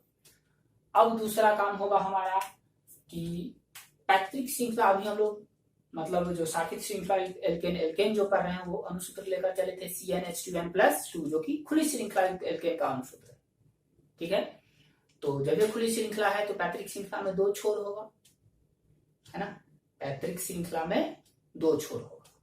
ठीक, तो अब जो शाखाएं हैं, एक भी शाखा हो सकती है, एक से अधिक भी शाखा हो सकती है, एक शाखा भी होगा तब पर भी, एक से अधिक होगा फिर भी, वो शाखा उस पैतृक श्रृंखला में कहां पे है, उस पैतृक श्रृंखला के कितने नंबर कार्बन परमाणु पर है, उसके स्थिति को निर्धारित करने के लिए हम लोग क्या करते हैं, पैतृक श्रृंखला के कार्बन परमाणुओं की गिनती किसी एक छोर से करते हैं। ठीक, हम किस छोर से करेंगे, है ना, मान लीजिए ये हम लोग एक कार्बनिक यौगिक लेकर चलते हैं, शाखा युक्त लेना है हमें, है ना, यहाँ पे एक ही शाखा लिए, एक सिंपल सा लिए, तो पेरेंट चेन का चयन हमें यदि कहे करने के लिए, पैतृक श्रृंखला, पेरेंट चेन मीन्स पैतृक श्रृंखला का चयन कहे करने के लिए, तो ये हम लोग PC का चयन कर लिए। प्रतिस्थापी जो बच गया वो हमारा प्रतिस्थापी है, सब्स्टिट्यूएंट, कंफ्यूज नहीं होइएगा, वो C है, मतलब 3 को हाइड्रोजन होगा, CH3 है वो, जिसको हम लोग CH3 मेथिल, एक कार्बन वाला एल्केन मेथेन, और यहाँ यदि इस समूह की बात करें तो ये समूह एक्चुअली में इस टाइप का है, CH3 नीचे खाली नहीं। ठीक, तो ये मेथिल हो गया, क्या हो गया, ये मेथिल हो गया। अब आइए, अब ये मेथिल कितने नंबर कार्बन पे है, यदि हम इस साइड से काउंटिंग करें तो 1 2 3 4 5 6 7, है ना, ये हमें दर्शाना पड़ता है कि कितने नंबर पे है। यदि हम इधर से काउंटिंग करें 1 2 3 4 5 6 7, ठीक है, यदि इस साइड से चलते हैं तो 5 नंबर कार्बन परमाणु पर मेथिल उपस्थित है, और यदि इधर से चलते हैं तो तीसरे नंबर कार्बन परमाणु पे शाखा उपस्थित है। प्रतिस्थापी का स्थिति इधर से 5वें नंबर पे है, और left to right 5th number पे है, और right to left 3rd position पे। ठीक, तो अब यदि हम इसका नाम लिखते हैं, नामकरण में पहले हम एक बार बोल चुके थे कि सबसे पहले हम लोग प्रतिस्थापी का नाम लिखते हैं और फिर पैतृक श्रृंखला का। प्रतिस्थापी का नाम डायरेक्ट नहीं दे देते हैं, अब डायरेक्ट दे देंगे, सीधे लिख देंगे प्रतिस्थापी मेथिल है हमारा, और 7 कार्बन वाले एल्केन को क्या बोलते हैं, 7 कार्बन के लिए हेप्ट, और एन लगाना है तो हेप्टेन, तो मेथिल हेप्टेन दे देंगे, गलत हो जाएगा, क्योंकि सामने वाला ये नहीं समझ पाएगा कि वो मेथिल कहाँ है हेप्टेन में। 7 कार्बन में से जो बीच वाले 5 कार्बन है, 5 में से किसी पे भी हो सकता है। ठीक है, तो कहाँ है वो, ये सामने वाला नहीं समझ पाएगा, मतलब नाम आपका क्या है, सही नहीं। नाम कुछ ऐसा होना चाहिए जिससे एग्जैक्ट इस अणु के बारे में, संरचना के बारे में हमें जानकारी मिले, प्राप्त हो। ठीक है, तो उसके लिए हम लोग काउंटिंग किए, तो फिर यहां से अब 2 नाम संभव होगा। 3 पे मेथिल है तो इसको लिख सकते हैं 3 methyl heptane, methyl heptane, 3 methyl heptane, और यदि उधर से चले तो इधर से चले तो 5 मेथिल। झगड़ा हो जाएगा, कोई कहेगा चलो हम 3 वाला लिखेंगे, कोई कहेगा हम 5 वाला लिखेंगे, तो इसके लिए भी नियम दे दिया गया। जो IUPAC सिस्टम है उसमें कह दिया गया कि काउंटिंग उस साइड वाला सही होगा जिधर से प्रतिस्थापी को कम से कम अंक मिले, प्रतिस्थापी को कम से कम अंक मिले। एक ये भी तरीका हो, एक से अधिक प्रतिस्थापी हो तब कैसे डिसाइड करेंगे कम से कम अंक मिला, तो जितने जितने नंबर्स पे प्रतिस्थापी है उन नंबर्स को जोड़ करके, और जिस साइड वाले काउंटिंग से वो योगफल कम आए वो साइड वाला काउंटिंग क्या होता है, सही होता है। पहले क्या बोले, एक प्रतिस्थापी हो तो कम से कम अंक मिले, और एक से अधिक यदि हो उस केस में बोले जो जहां जहां प्रतिस्थापी है दोनों साइड वाले काउंटिंग से जो अंक प्राप्त होता है प्रतिस्थापियों का, उसका सम योगफल निकालिए, और जो कम है वो सही है, जो ज्यादा है वो गलत है। ठीक है, चलिए हम लोग योगफल भी नहीं निकालेंगे, कम वाला भी कॉन्सेप्ट छोड़ करके चलेंगे। काउंटिंग के लिए एक टेबल टाइप में, मतलब हम लोग एक एरो डायग्राम टाइप में बनाएंगे चित्र। उसके मदद से काउंटिंग दोनों तरफ से करेंगे, कौन सा काउंटिंग सही है वो बहुत इजीली हम लोग उस डायग्राम के मदद से डिसाइड कर सकते हैं। ठीक है, तो दूसरा काम हमारा होता है, दूसरा जो रूल है, प्रतिस्थापियों के स्थान निर्धारण के लिए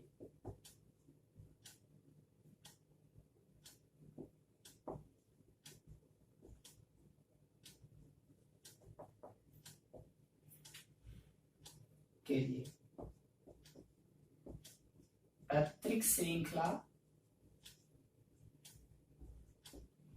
के C परमाणुओं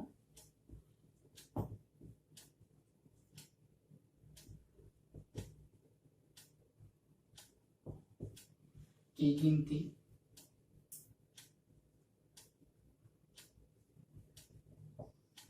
किसी एक छोर से करें। अब क्या लिख दिया हम लोग, किसी एक छोर से करें, किस छोर से करेंगे,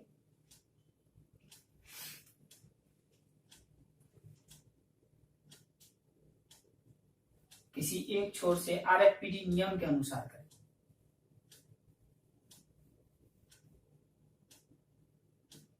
करें।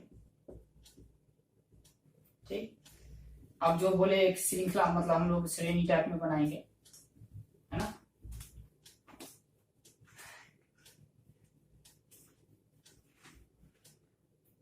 C परमाणुओं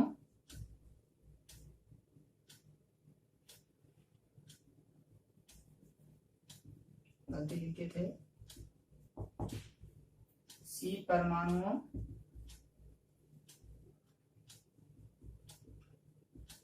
की गिनती निम्न नियम के अनुसार करें।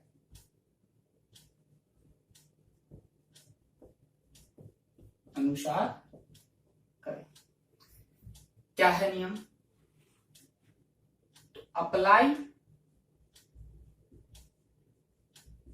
RFPD on substituent. सब्स्टिट्यूएंट पर RFPD अप्लाई कीजिए। क्या है RFPD, हम लोग लिखते हैं आगे, यदि ये फेल कर जाता है, इफ फेल RFPD यदि फेल कर जाता है, एक नियम होता है, rule of first point of difference. ठीक है, तो यदि ये फेल कर जाता है तब क्या करेंगे, गो अल्फाबेटिकली,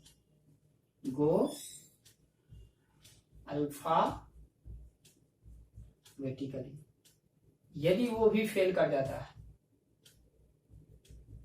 इफ फेल, अल्फाबेटिकली भी यदि फेल कर जाता है, गो बाय आइदर साइड,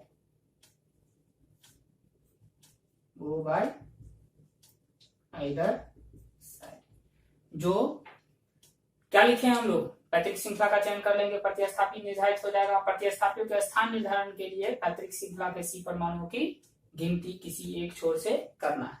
किस छोर से करेंगे, C परमाणुओं की गिनती निम्न नियम के अनुसार करें। अप्लाई RFPD ऑन सब्स्टिट्यूएंट, है ना, सब्स्टिट्यूएंट पर RFPD अप्लाई करना है। RFPD क्या है, RFPD का फुल फॉर्म है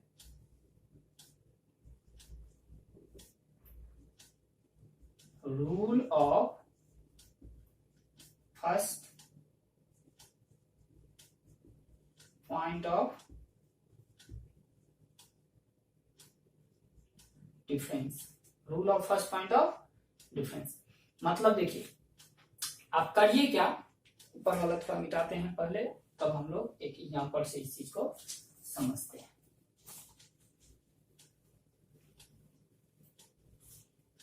चलिए, जैसे कि हम लोग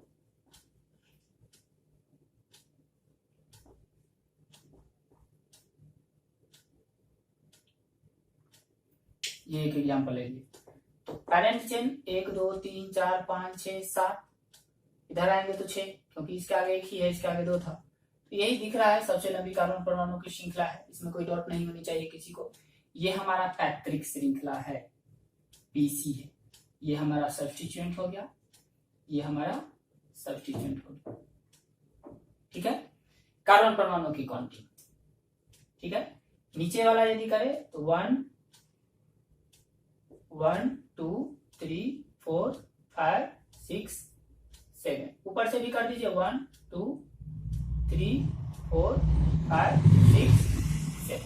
तो कौन सा सही है हम लोग कर दिए हैं, तो ये हमारा आंसर का हिस्सा नहीं होगा, दोनों साइड से कर दिए, है ना, सीखना है हमें। ठीक, तो कौन सा सही है वो डिसाइड यहां से इस रूल के अनुसार क्या बोले हैं, अप्लाई आरएफपीडी ऑन सब्स्टिट्यूएंट। सब्स्टिट्यूएंट हमारा ये है और ये है। सबसे पहला काम आरएफपीडी अप्लाई कीजिए। आरएफपीडी मतलब rule of first point of difference. तो दोनों साइड से जो हम लोग काउंटिंग किए हैं, सब्स्टिट्यूएंट को कितना कितना अंक मिला है वो लिखिए। नीचे वाले में मिला है 4 और 5, 4 और 5। ऊपर वाले में मिला है 3 पे है और 4 पे, 3 पे है और क्या है, जितना पे सब्स्टिट्यूएंट मिला जिस नंबर पे, उस नंबर को आप उसी ऑर्डर में लिख लीजिए। अब डिफरेंस वाला पहला पॉइंट ढूंढिए। डिफरेंस वाला मतलब जिसमें अंतर हो, लेफ्ट से ही शुरू करते हैं, तो पहला ही में डिफरेंस आ गया। ठीक है ना, तो ये काउंटिंग हमारा सही है, मतलब जिसका कम है डिफरेंस वाले पॉइंट में आप पोजीशन ढूंढिए। डिफरेंस वाला एक निश्चित क्रम में ऊपर वाले को भी संख्या को लिख लिया और नीचे वाले पोजीशन को भी लिख लिया, नीचे वाले काउंटिंग से जो पोजीशन आया। और पहला जो डिफरेंस वाला पोजीशन है उसको ढूंढिए, और उसमें जिसका कम है वो सही है, जिसका ज्यादा है वो गलत है ना। ऊपर वाला काउंटिंग हमारा क्या हुआ, सही हुआ, नीचे वाला गलत हुआ। एक दूसरा एग्जांपल लीजिए, और कैसे आरएफपीडी अप्लाई करेंगे इस चीज को सीखना है आपको। देखिए,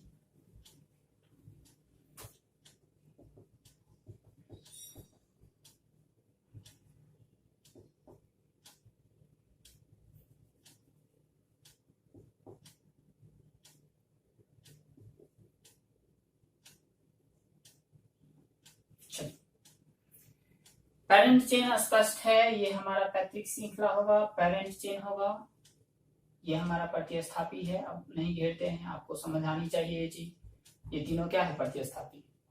नीचे वाला काउंटिंग 1 2 3 4 5 6, ये कार्बन 6 है, 7 8, ये तो प्रतिस्थापी है। ऊपर अब ये लिख लीजिए कि हमारा जो सब्स्टिट्यूएंट आया है कितना कितना पे, 3 नंबर पे आया है, 4 नंबर पे आया है और 6 नंबर पे आया है। 3 4 और 6, ऊपर से 1 2 3 4 5 6 7 8, ऊपर वाले में कितना कितना पे आया है, 3 पे, फिर 5 पे, फिर 6 पे। गौर से देखा जाए तो पहला पॉइंट सेम आ गया, कोई डिफरेंस नहीं है। दूसरा पॉइंट जो है वो डिफरेंस है, क्या है, rule of first point of difference. पहले डिफरेंस वाला पॉइंट को ढूंढिए, और जिसका कम है, नीचे 4 है ऊपर 5 है, तो 4 वाले का सही है, 5 वाला क्या है, गलत है। मतलब नीचे वाला काउंटिंग सही है, ऊपर वाला काउंटिंग क्या है, गलत है। क्लियर है। यदि क्या बोले, ये फेल कर जाए, मान लीजिए सब सेम आ जाता, सब सेम आ जाता, कोई पॉइंट डिफरेंस नहीं मिलता, तब क्या करते, तब हम लोग अल्फाबेटिकली जाते, तब काउंटिंग के लिए क्या करते, और एग्जांपल हमें लेना होगा। कार्बन परमाणु की गिनती कैसे करेंगे, उसके लिए हमें और एग्जांपल लेना होगा। थर्ड देखिए,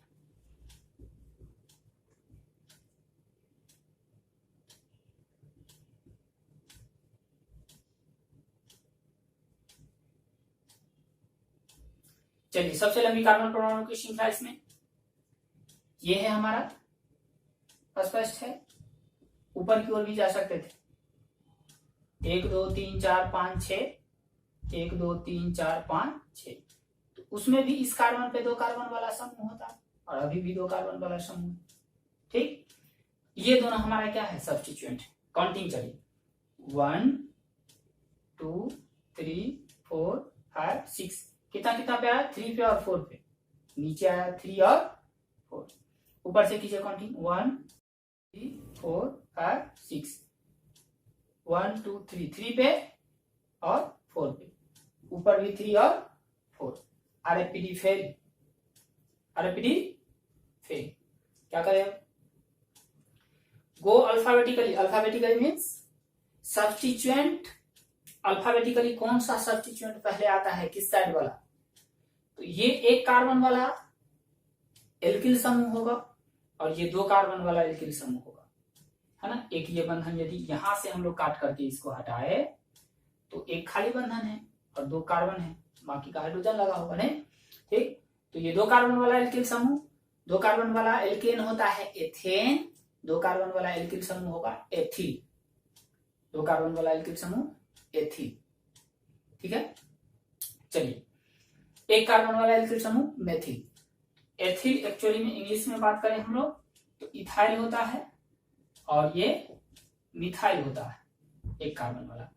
तो ई पहले की पहले एम, इंग्लिश अल्फाबेट में पहले ई आता है, पहले एम, सब जानते हैं पहले ई आता है। तो ऊपर वाला काउंटिंग हमारा क्या होगा, सही होगा अल्फाबेटिकली, है ना।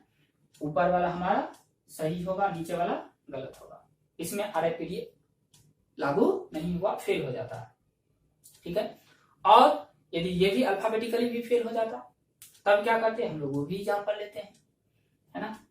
अभी हम लोग 2 नियम देखे, पहला पेरेंट चेन का चयन करना, दूसरा कार्बन परमाणुओं की गिनती। कार्बन परमाणुओं की गिनती के लिए ये हम लोग सीख रहे हैं कि पहले RFPD सब्स्टिट्यूएंट पे लगाएंगे, फिर अल्फाबेटिकली जाएंगे, यदि RFPD फेल कर जाता है तब अल्फाबेटिकली जाएंगे, यदि अल्फाबेटिकली भी फेल, एक एग्जांपल लेते हैं उसमें भी अल्फाबेटिकली भी यदि फेल कर जाता है तो हम लोग किसी भी साइड से काउंटिंग कर देंगे, कोई प्रभाव नहीं पड़ेगा, है ना।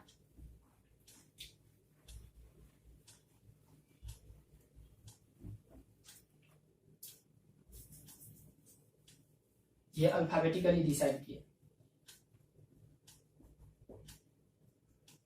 ठीक है।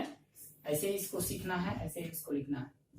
चौथा देखिए, सी सी सी सी सी सी, ठीक है, यहां पे दिए, यहां पे दिए। अब देखिए पेरेंट चेन ये है हमारा, सबसे लंबी कार्बन परमाणु की श्रृंखला। काउंटिंग यदि करें 1 2 3 4 5, ये वाला 5 है, 6 7, 3 पे और 5, 3 पे और 5, 1 2 3 1 2 3 4 5 6 7, 3 पे और 5, 3 पे और 5 पे, RFPD फेल। अब अल्फाबेटिकली तो इधर से भी एक ही कार्बन का है मिथाइल, इधर से भी एक ही कार्बन वाला एल्किल समूह है मिथाइल या मेथिल कहिए, दोनों तरफ से मेथिल ही है, तो निश्चित रूप से RFPD यहाँ क्या होगा, ओ सॉरी अल्फाबेटिकली भी फेल हो जाएगा। तो अल्फाबेटिकली फेल तो किसी साइड से चले जाइए, ठीक है। काउंटिंग हमारा दोनों सही है, किसी साइड वाला भी काउंटिंग क्या रहेगा, कोई भी साइड से आप टू लेकर के चलिए, ठीक। अभी हम लोग इतना 1 2 3 4 5 6 7 लिखते हैं बार बार, जब हम लोग कुछ नाम लिखेंगे प्रैक्टिस हो जाएगा तब यह अंक लिखने का जरूरत नहीं है, ये वर्क हम लोग मन में ही कर लेंगे, या जो वाला सही होगा जिस साइड वाला वही वाला डायरेक्ट लिखेंगे एक ही बार, ठीक है। चलिए हम लोग 2 पॉइंट देखे साखित श्रृंखला युक्त एल्केन के आईयूपीएसी नामकरण करने के लिए। अब हम लोग तीसरे पॉइंट पर, मान लीजिए ये इतना चीज हम लोग डिसाइड कर लिए, प्रतिस्थापियों का अंक निर्धारण करने के लिए किए थे हम लोग, स्थिति को निर्धारित करने के लिए कि कितने नंबर पे है। अब क्या करेंगे, तो तीसरा 2 नियम हम लोगों ने पढ़ा स्टूडेंट्स एल्केन के आईयूपीएसी नामकरण के लिए, साखित श्रृंखला वाले एल्केन के आईयूपीएसी नामकरण के लिए हम लोगों ने 2 नियम देखा। पहला कि सर्वप्रथम पैतृक श्रृंखला का चयन करेंगे, दूसरा प्रतिस्थापियों के स्थान को निर्धारण करने के लिए पैतृक श्रृंखला में कितने नंबर कार्बन परमाणु पर प्रतिस्थापी उपस्थित है, इस चीज को बताने के लिए हम लोग कार्बन परमाणुओं की काउंटिंग किए, गिनती किए पैतृक श्रृंखला में किसी एक छोर से, ठीक है ना। किस छोर से करेंगे ये पूरा डिटेल में हम लोग देखें। अब तीसरा पॉइंट, यदि हम पैतृक श्रृंखला का चयन कर लिए, कार्बन परमाणुओं की गिनती कर दिए, है ना, प्रतिस्थापियों के स्थान को निर्धारण करने के लिए, तो अब हम लोग नाम लिखना शुरू करते हैं। तो तीसरे पॉइंट में नाम कैसे लिखेंगे, इस चीज को हम लोग तीसरा नियम में लिखने जा रहे हैं। सर्वप्रथम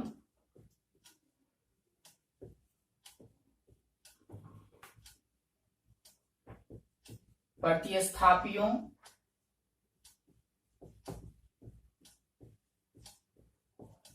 के नाम को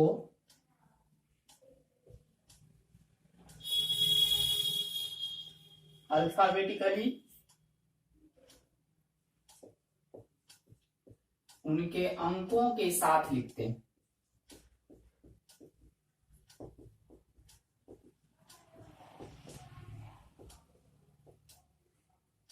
और अंत में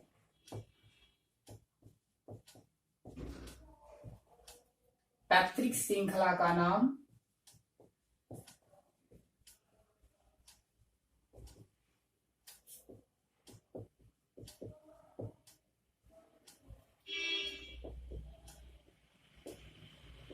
एल्केन लिखते हैं। क्या तीसरा नियम, हम लोग अब नाम लिखेंगे, है ना, तो उसमें सबसे पहले प्रतिस्थापियों के नाम को अल्फाबेटिकली लिखते हैं और प्रतिस्थापी कितने नंबर कार्बन परमाणु पे जुड़ा है जो हम लोग गणना किए हैं, गिनती किए हैं, अंक दिए हैं प्रतिस्थापियों के स्थान को निर्धारण करने के लिए, उस अंक के साथ उस संख्या के साथ हम लोग प्रतिस्थापी के नाम को अल्फाबेटिकली लिखते हैं। जैसे मिथाइल है, इथाइल है, प्रोपाइल है, यदि तीनों हो तो पहले इथाइल आएगा, फिर मिथाइल आएगा और तब प्रोपाइल वाले को लिखेंगे। ठीक, हम लोग एग्जाम्पल लेंगे, उसमें स्पष्ट होगा। चौथा, यदि मिथाइल 2 ठू है, मिथाइल 3 ठू है, तो उस केस में क्या 2 बार लिखेंगे मिथाइल मिथाइल, 3 बार लिखेंगे मिथाइल मिथाइल मिथाइल? नहीं, ऐसा बिल्कुल भी नहीं। हम लोग इस सिचुएशन में क्या करते हैं, डाई ट्राई टेट्रा आदि का प्रयोग करते हैं। यदि एक ही प्रकार के प्रतिस्थापियों की संख्या 2, 3 या 4 हो तो उसके लिए डाई क्रमशः डाई ट्राई टेट्रा आदि का प्रयोग करते हैं। यदि एक ही प्रकार के प्रतिस्थापियों की संख्या क्या हो, 2 हो या 3 हो या 4 हो, तो उसके लिए क्रमशः क्या, 2 के लिए डाई, 3 के लिए ट्राई, 4 के लिए टेट्रा आदि का प्रयोग करते हैं। पांचवा और अंतिम, यदि प्रतिस्थापी पे प्रतिस्थापी आ जाए, प्रतिस्थापी खुद साखित हो, उसी स्थिति में उस प्रतिस्थापी के नाम को हम लोग छोटे कोष्ठक में लिखते हैं। यदि प्रतिस्थापी भी साखित हो तो उसके नाम को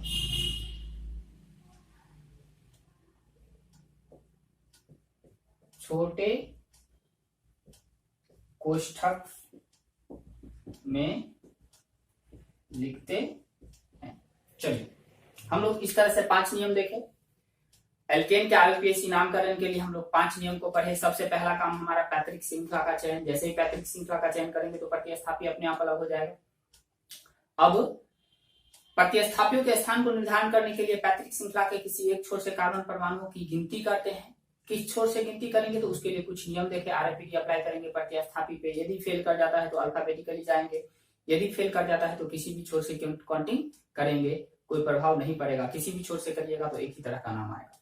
ठीक। तीसरा, यदि इतना 2 काम कर लिए तो तीसरा काम हमारा प्रतिस्थापियों के नाम को सबसे पहले, अब नाम लिखना हम लोग शुरू करते हैं। प्रतिस्थापियों के नाम को सबसे पहले लिखते हैं, अल्फाबेटिकली लिखते हैं और उसके अंकों के साथ, कितने नंबर कार्बन पर है वो उसके साथ लिखते हैं। ठीक है।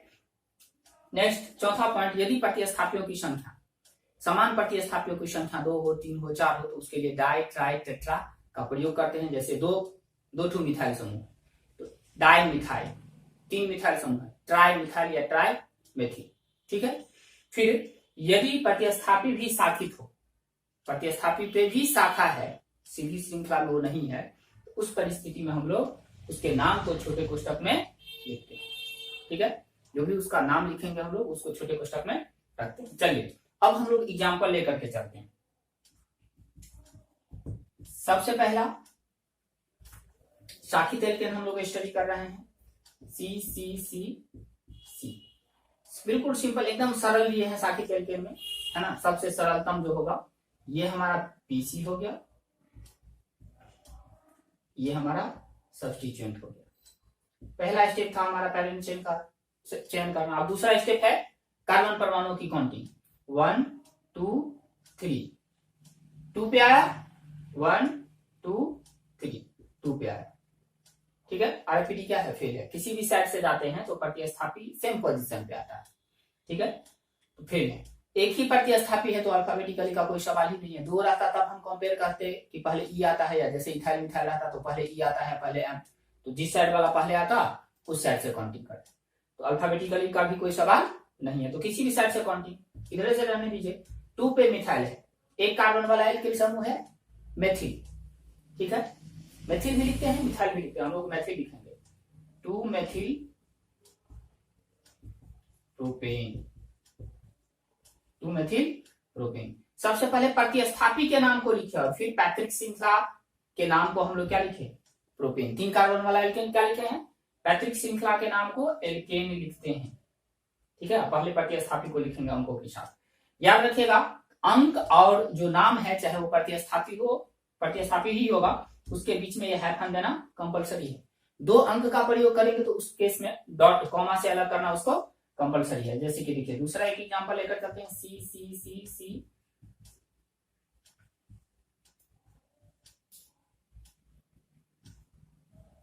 चलिए, पैट्रिक श्रृंखला सबसे लंबी श्रृंखला साफ स्पष्ट दिख रहा है, यही होगा। हम लोग खूब अच्छा से इस पे एग्जांपल ले चुके हैं। ये हमारा प्रतिस्थापी हो गया सब्स्टिट्यूएंट, और ये भी हमारा सब्स्टिट्यूएंट।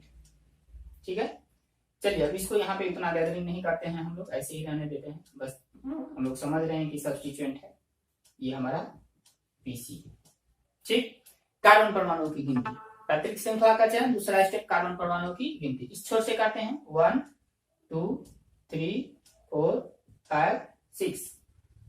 ऊपर से अब कितना कितना नंबर पे है, 3 पे और 4 पे। नीचे वाला काउंटिंग 3 और 4। ऊपर से करते हैं 1 2 3 4 5 6।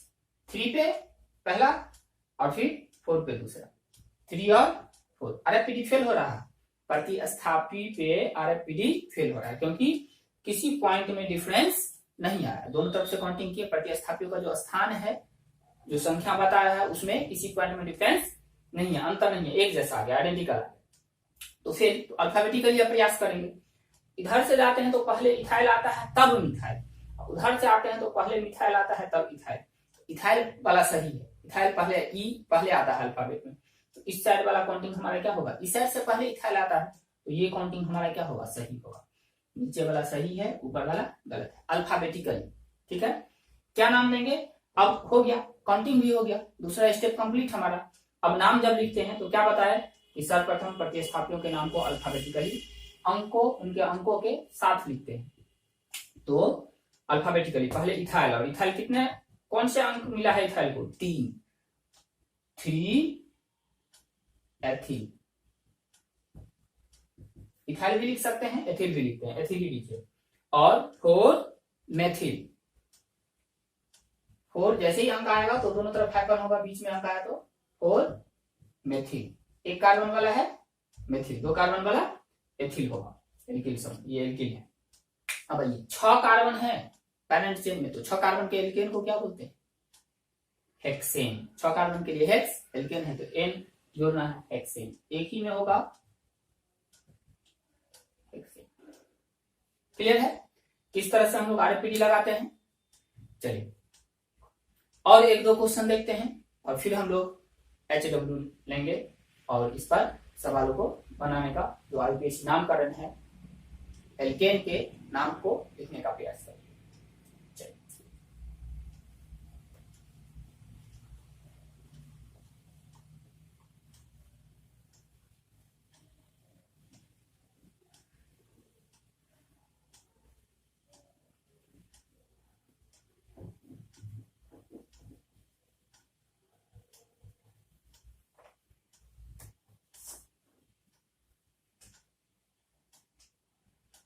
तीसरा एग्जांपल CCC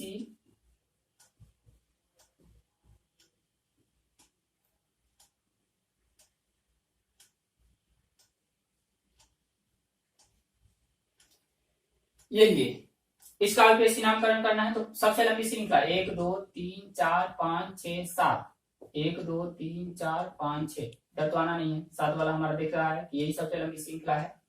ठीक, तो ये प्रतिस्थापी हो गया, ये प्रति 2 कार्बन है, ये आप सीधा भी रख सकते थे इसको। ठीक, 2 कार्बन वाला एल्किल समूह है और 1 कार्बन यहाँ, 1 कार्बन यहाँ, मतलब 3 प्रतिस्थापी। पहला काम पैतृक श्रृंखला का चयन करना, जो कि हम लोग कर रहे हैं। अब दूसरा काम हमारा कार्बन परमाणुओं की गिनती, तो नीचे से 1 2 3 4 5 6 7, कितना कितना पे आया, 3 पे 4 पे 5 पे, 3 4 5। ठीक है, अब राइट टू लेफ्ट 1 2 3 4 5 6 7, 3 पे 4 पे 5 पे, 3 4 5। अरे पीडी इसमें भी फेल हो रहा है ना, कोई डिफरेंस वाला पॉइंट नहीं मिला। चलिए अब क्या करें, अल्फाबेटिकली जाएंगे। अल्फाबेटिकली जाने के लिए इधर से मिथाइल आया, तब इथाइल, फिर मिथाइल, MEM, ऊपर से मिथाइल, फिर ये चौथे नंबर पे इथाइल 2 कार्बन वाला, और फिर मिथाइल, MEM।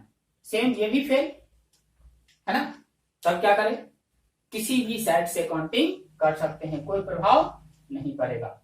इसी साइड से काउंटिंग करते हैं, इसी को सही लेकर के, दोनों सही, इसी साइड से करेंगे तो नाम सेम आएगा। चलिए इसी साइड वाला काउंटिंग रखते हैं। अब लिखना जब है तो हो गया हमारा, काउंटिंग कर दिए, तो तीसरा स्टेप है हमारा प्रतिस्थापियों के नाम को सबसे पहले लिखना है, उसके अंकों के साथ अल्फाबेटिकली लिखना है। नेक्स्ट पैतृक श्रृंखला का नाम अंत में एल्केन लिखना है।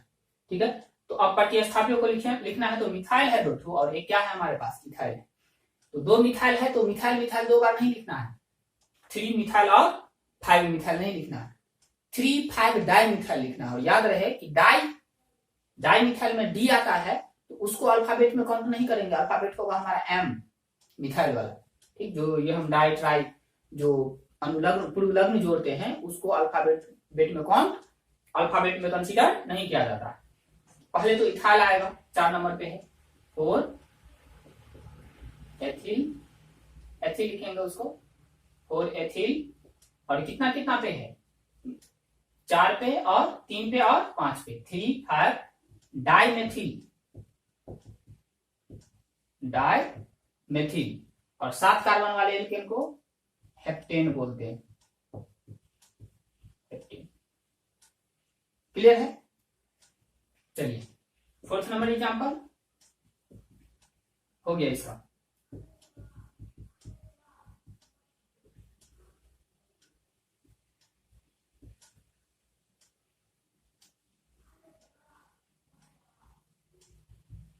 चलिए स्टूडेंट, इसका भी पेशी नामकरण करना है।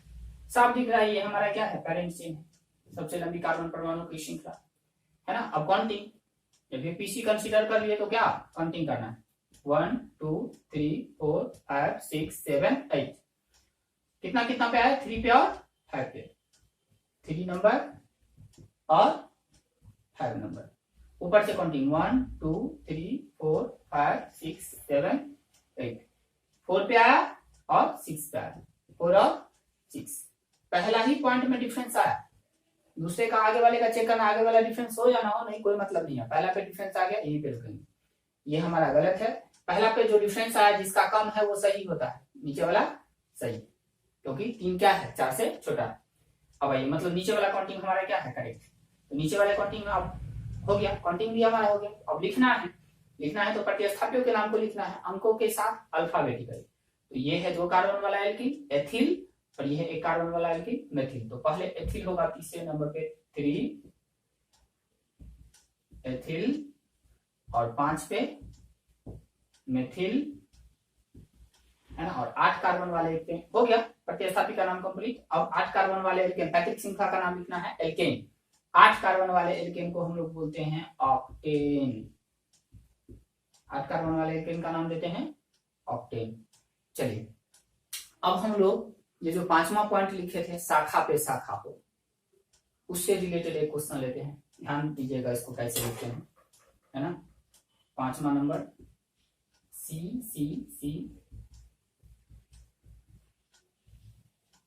एक सिंपल सा लेते हैं ताकि आपको किसी प्रकार का कोई कंफ्यूजन ना हो। एक और सी जोड़िए इसमें,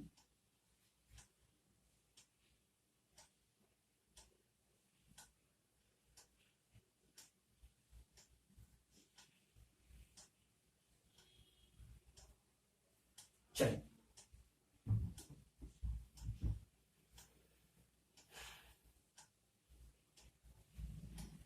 यार इसको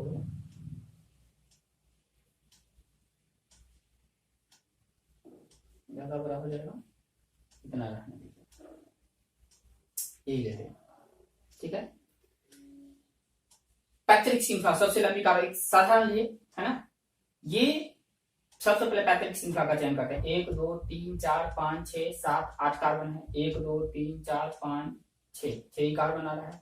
1 2 3 4 5 6 7 ही कार्बन आ रहा है। इधर भी बढ़ेंगे तो 7 ही, मतलब 8 कार्बन वाला जो सबसे लंबी कार्बन परमाणु की श्रृंखला है वो हमारा क्या हो गया, पीसी। क्या हो गया, पीसी। अब आइए, अब ये हमारा 3 कार्बन वाला क्या है, एल्किल समूह है, लेकिन 3 कार्बन वाला एल्किल समूह देखे तो इसमें सीधी श्रृंखला नहीं है। ये बीच वाला कार्बन, ये एल्किल 3 कार्बन वाला एल्किल प्रोपिल तो होगा, लेकिन बीच वाले कार्बन जुड़ा है इस पैतृक श्रृंखला से। प्रोपिल में 3 कार्बन, बीच वाला कार्बन किससे जुड़ा है, यदि इसको ऐसे देखें तो 3 कार्बन की ये श्रृंखला है, लेकिन बीच वाला कार्बन पेरेंट चेन से पैतृक श्रृंखला से जुड़ा है। तो इसके लिए जो साधारण नाम होता है आइसोप्रोपिल, हम लोग एल्किल वाला जो बात कर रहे थे CH, यदि बीच वाले यहां CH3 तो ये आइसोप्रोपिल है, आइसोप्रोपिल समूह बोलते हैं, ये इसका साधारण नाम हो। लेकिन IUPAC सिस्टम में कुछ साधारण नाम का प्रयोग यूज कर सकते हैं हम लोग, ऐसा है इस पद्धति में कहा गया कि कुछ जो साधारण नाम है जो सटीक है, आसानी से याद रह सकता है, उसका प्रयोग आप IUPAC सिस्टम में कर सकते हैं। तो आइसोप्रोपिल भी यहाँ हम लोग इसके बदले में लिख सकते हैं। यही समूह है 3 कार्बन वाला, CH3 और ये CH। यहीं पे CH3 CH2 और CH3, यदि ये समूह होता, मतलब पहले वाले कार्बन से हाइड्रोजन हटा होता इस तरह का, इसको सिंपली हम लोग नॉर्मल प्रोपिल या प्रोपिल कहेंगे, ठीक है। आइए अब तो आइसोप्रोपिल का प्रयोग करें, कंटिन्यू यदि देखें 1 2 3 4 नंबर पे है, इधर से 1 2 3 4 5 नंबर पे है, तो इस साइड वाला 4 वाला सही है, एक ही प्रतिस्थापी है तो 4 वाला सही, इधर से कम अंक मिले इसको, ठीक, कम अंक वाला लेते हैं तो 4 वाला सही। 1 2 3 4 5 6 7 8, 4 वाला काउंटिंग सही है। इसका नाम हम लोग लिख सकते हैं 4 आइसोप्रोपिल और ऑक्टेन, 4 आइसोप्रोपिल और ऑक्टेन। लेकिन यहां तो हम कहें कि शाखा में शाखा है ना, ये आइसोप्रोपिल हम लोग इसका नाम लिख दिए नहीं, लेकिन यदि इसको शाखा में शाखा मानते हैं क्या लेकर चलते हैं, वैसे प्रोपिल के केस में इतना ही रहता है ना, हम लोग आइसोप्रोपिल का ही प्रयोग करते हैं, ठीक। चलिए इसमें शाखित नहीं, एक और यदि रहता है ना, नीचे एक और कार्बन यदि देते हम लोग तो उस केस में लंबी श्रृंखला ये आ जाता है ना, 8 वाला हो जाता, बस इसका नाम यही रहेगा। इसके बदले में हम लोग आइसोप्रोपिल, मतलब आइसोप्रोपिल, नियोब्यूटिल, इस सब का कुछ जो होता है एल्किल समूह, उसका प्रयोग हम लोग डायरेक्ट जो का त्यों कर लेते हैं, है ना। यदि एक कार्बन और इस साइड यदि ऐसे बढ़ जाता तो ये हो जाता नियोब्यूटिल हो जाता समूह, ठीक है। तो IUPAC सिस्टम में आइसोप्रोपिल रख लिया गया है। ये हम लोग ऐसा एग्जांपल ले लिए जिसमें शाखा में शाखा वाला स्पष्ट नहीं हो पाया। वैसे जो आपको HW देने जा रहे हैं उसमें हम ऐसा क्वेश्चन देंगे जिसमें आपको शाखा में शाखा होगा, आप खुद से बनाने का प्रयास कीजिएगा, फिर हम लोग नेक्स्ट वीडियो में उसको देखेंगे। वीडियो पहले से काफी लंबा हो चुका है, आप HW आपको दिया जा रहा है, ठीक है। चलिए आपको कुछ HW दिया जा रहा है ना। IUPAC नामकरण एल्केन के हम लोग पूर्ण रूप से सीख चुके हैं। अब इस पर कुछ क्वेश्चंस बनाने के लिए दे रहे हैं हम 10 क्वेश्चन है एल्केन के, आपको संरचना दे दिए और इन एल्केन्स का आपको IUPAC नाम लिख करके देना, ठीक है। HW है स्टूडेंट आपका, हम 10 एल्केन्स का संरचना दिए हैं, आपको इन 10 एल्केन का IUPAC नामकरण लिख करके मेरे व्हाट्सएप नंबर पे जल्द से जल्द सेंड करना है। देखते हैं कि कौन सबसे पहले बना करके भेजता है, ठीक है। चलिए, ये है आपका 10 संरचना, 1 2 3 4 5 6 7 8 9 10। ध्यान से बनाना है, जो भी कुछ बताए हैं उसी से बनेगा, कोई एक्स्ट्रा कॉन्सेप्ट इसमें नहीं लगने जा रहा है, ठीक। और एल्केन के IUPAC नामकरण के लिए सारी चीजें, जो एलिफैटिक होता है, पूरी श्रृंखला वाला होता है एल्केन, उसके लिए सारा कॉन्सेप्ट आपको बता दिए हैं। किसी प्रकार का क्वेश्चन आए, यदि एलिफैटिक होगा तो इसी से बनेगा जितना हम लोग स्टडी किया। इसको आप बना करके भेजें और जल्द से जल्द देखना चाहते हैं कि सबसे पहले कौन बना करके भेजता है, ठीक। यदि चैनल पे नए हैं तो चैनल को सब्सक्राइब करें, बेल आइकन को प्रेस करें ताकि आने वाले नए वीडियोस का आपको नोटिफिकेशन मिलता रहे, और निश्चित रूप से शेयर करें, लाइक करें, ठीक है। चलिए, थैंक यू।